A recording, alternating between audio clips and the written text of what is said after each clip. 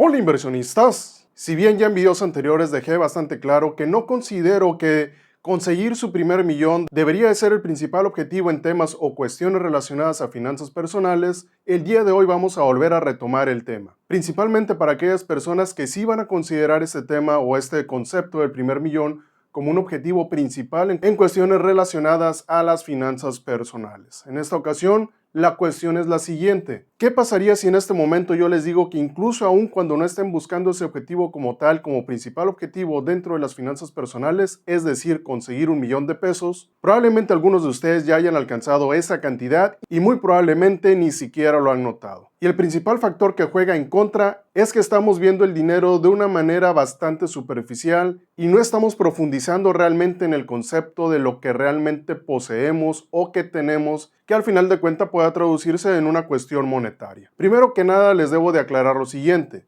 si bien las empresas y las personas somos entidades económicas totalmente diferentes, sí compartimos algunas singularidades o algunas peculiaridades. No todas, en definitiva. Por ejemplo, la contabilidad, la fiscalidad son cuestiones totalmente diferentes. Sin embargo, algunas cuestiones nosotros como empleados sí las vamos a compartir con las empresas. Y es precisamente en una de esas peculiaridades, hablemos en este caso del balance general, es donde se presenta esta situación, en donde perdemos el enfoque y por estar buscando únicamente poseer o tener una cantidad, en este caso 1,000,000, en una sola línea del balance general, es donde se pierde un poco la visión de lo que realmente en un momento determinado nosotros podríamos tener si es que comparáramos nuestros activos y nuestros pasivos. Vamos a ir parte por parte. ¿A qué me refiero con que solamente prestamos atención a una sola línea? En esta línea nosotros estamos considerando efectivo, equivalentes de efectivo y tal vez en algún momento determinado los famosos marketable securities, que no son nada más que los fondos de inversión, similares, acciones y demás. Sin embargo, vamos a enfocarlo todo en especial a que fueran efectivos y equivalentes de efectivo. ¿Estamos de acuerdo? Es decir, cuánto dinero tenemos en nuestra cartera y también cuánto dinero tenemos en el banco. Sin embargo, las finanzas personales no funcionan de esa manera. Ahí es donde nosotros podemos encontrar algunas características que sí vamos a compartir, no del todo, pero sí hasta cierto punto con las empresas. Porque nosotros también tenemos un balance general. Nosotros también tenemos un estado de resultados, un estado de flujo de efectivo y evidentemente también tenemos un balance general y por ende también tenemos un capital contable que en nuestro caso va a ser un patrimonio neto. Entonces, ¿qué es lo que pasa? Nos enfocamos tanto en esta línea que está aquí, en tener $1,000,000 en el banco, que olvidamos absolutamente todo lo demás. Y aquí voy a poner un ejemplo bastante crítico o un ejemplo que tal vez a algunos de ustedes no les podrá gustar porque es la verdad bastante extremo. Sin embargo, como quiera lo tengo que hacer para sentar la idea de lo cual quiero expresar. Generalmente algunas personas descubren esto, que no nada más tienen esto que está aquí, que no nada más tienen efectivo y equivalentes de efectivo en situaciones de gran necesidad. Hablemos, por ejemplo, de accidentes muy grandes, catastróficos incluso, de algunas enfermedades muy devastadoras para el núcleo familiar y de algunas otras situaciones que pudieran afectar económicamente y en gran medida a una familia. Esas personas que pasan por ese tipo de eventos generalmente siempre van a agotar su principal reserva de flujo de efectivo, o mejor dicho, de liquidez, que está así efectivamente enfocado en el efectivo y los equivalentes de efectivo. Pero ¿qué es lo que pasa? Cuando esta fuente de liquidez empieza a agotar, las personas empiezan a buscar en otros medios que tienen a su disposición.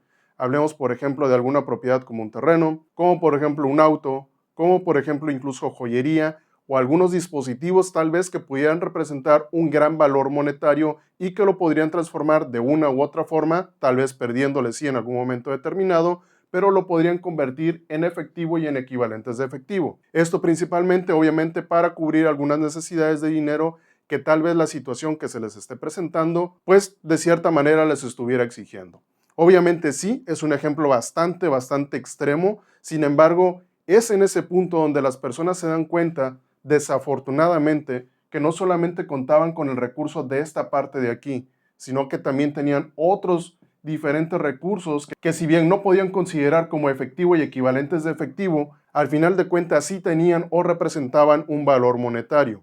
Pongamos algunos ejemplos. Pongamos, por ejemplo, lo que les comentaba, un terreno, un vehículo, algún departamento, por ejemplo, joyería, algún tipo de medalla o de monedas que fueran de metales como por ejemplo plata, oro, tal vez algunos títulos de propiedad diferente, algunas coberturas, etcétera, etcétera, etcétera. Al final de cuentas, siempre todas las personas tenemos algunos objetos y algunas cosas que no son tangibles, por así decirlo, que representan un valor monetario. Y eso generalmente cuando estamos en temas de finanzas personales y perseguimos el primer millón como un único objetivo, pues simple y sencillamente las vamos pasando de largo.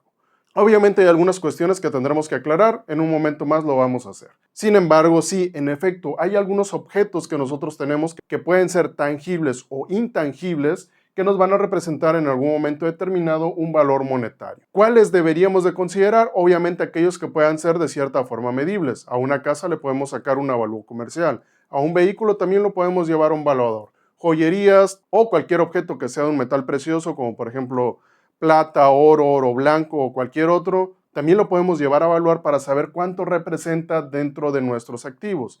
Que más que activos aquí, y en un momento lo vamos a hablar también de este lado, son parte de nuestro patrimonio. Ahora, con esto no quiero decir que ustedes vayan a enfrentar, por ejemplo, los activos. Vamos a suponer que tienen dentro de absolutamente todos los bienes, obviamente descontando algunos que tal vez no podrían considerar. Hablemos, por ejemplo, de ropa, algunos electrodomésticos y demás, sino solamente aquellos que representen un mayor valor monetario. Si ustedes en algún punto determinado tienen, por ejemplo, 2 millones y únicamente de pasivo tienen una deuda de 200,000, no quiere decir que ustedes vayan a poseer o vayan a tener un, digámoslo así, espectro financiero de 1.8 millones. No, definitivamente ahí no funciona de esa manera.